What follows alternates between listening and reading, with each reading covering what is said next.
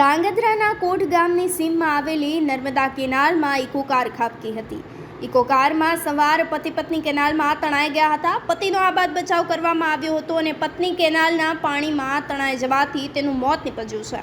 ગઈકાલે રાત્રે કોટ ગામની સીમમાંથી પસાર થતી નર્મદા કેનાલમાં ઇકો કાર ખાબકતા એક મહિલાનું મોત નીપજ્યું છે।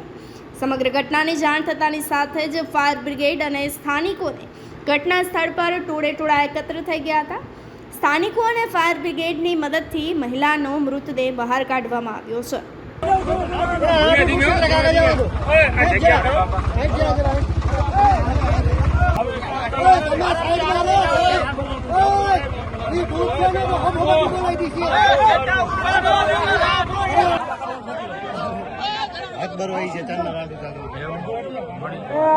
कृष्णनगर जाकर रोड गाड़ी नहीं